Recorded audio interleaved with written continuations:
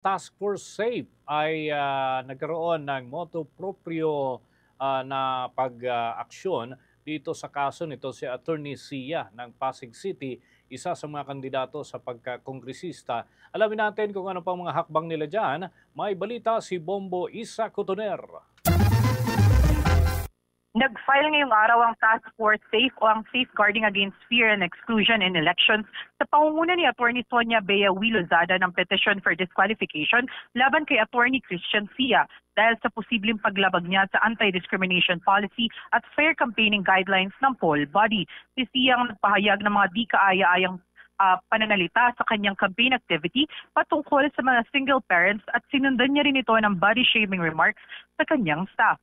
Ngayong araw ang task force ay pumunta sa Office of the Clerk of the Commission para ipasa ang motu proprio petition. Ito ang kauna-unahang final ng task force na petisyon na may kaugnayan sa pambabastos sa panahon ng pangangampanya. Kaugnay niyan, pakinggan natin ang pahayag ni Atty. Sonia Bea V. Lozada.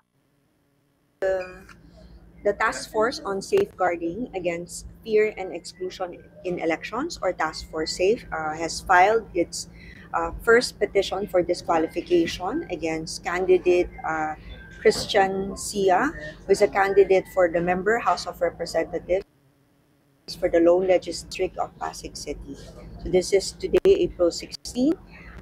As you can see, the petition has been docketed as SPA number 25-001 DCMP. So this is a motu proprio petition for disqualification filed by the COMELEC through the Sa ngayon, ang task force ay patuloy pa rin na sinusuri ang mga nakuha nilang sagot sa mga showcase orders na kanilang inilabas para sa mga kandidatong lumabag sa anti-discrimination policy. Kaugnay pa nito, ipinaliwanag ni COMELEC spokesperson Attorney John Rex Laudianco ang magiging proseso ng petisyon. Tiniyak niya na dadaan ito sa due process. Pagkatapos maraffle sa division, hihingin naman nila ang tugon ng kandidato. Kasunod dito ang pagdedesisyon naman kung itutuloy ang petisyon at bibigyan din ng pagkakataon na makapag-motion for reconsideration si Atty. Sia. Ngunit kung umabot na ito sa COMELEC Anbank at dinesyonan na i-disqualify at walang makuha na temporary restraining order mula sa Korte Suprema, magiging pinal na ang desisyon ng diskwalifikasyon at lahat ng makukuhang boto ng kandidato ay magiging stray votes. Anya, hindi naging kontento ang task force sa naging tugon ni Atty. Sia, kaya naman nag-imbestiga na sila at ginawa ang hakbang na ito.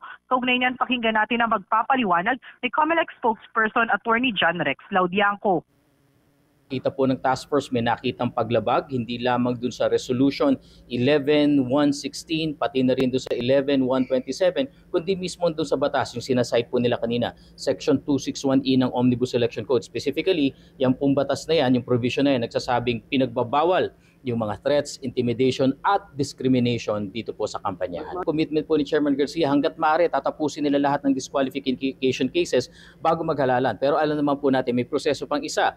Maaari silang umakyat sa Korte Suprema. Ngunit ang rules po ng COMELEC, kung pagkaakyat mo sa Korte Suprema sa loob ng 5 araw ay wala kami natanggap na temporary restraining order, ay i-implement po ng COMELEC ang desisyon. So kung ito ay disqualification, walang TRO, after 5 days ma-promulgate, i-consider po ng COMELEC anumang boto na matatanggap niya as stray votes. At kung sakali man, yung sinasabi natin kanina, hindi pa manalo, ngunit nakuha yung pinakamaraming boto para sa posisyon, maaari pong mag-suspend ng proclamation ang COMELEC.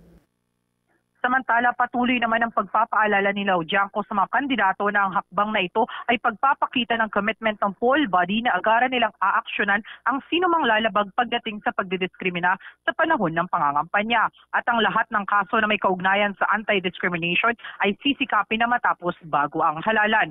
Kaugnay niyan, pakinggan natin muli si Atty. John Rex Laudianco.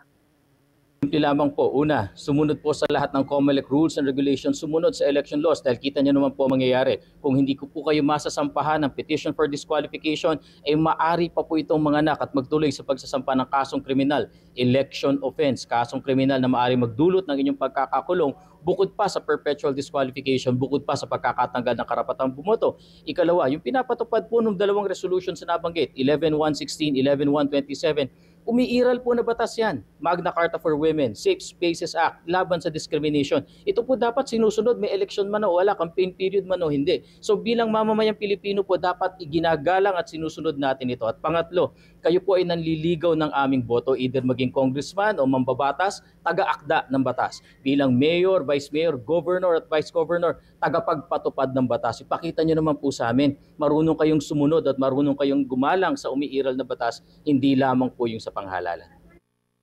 Mula sa COMELEC Office in Intramuros, Manila, Bombo East sa Cotoner para sa The Vote 2025 coverage ng Bombo Radio Philippines, the #1 and most trusted radio network in the country. Pas sa radyo, Bombo!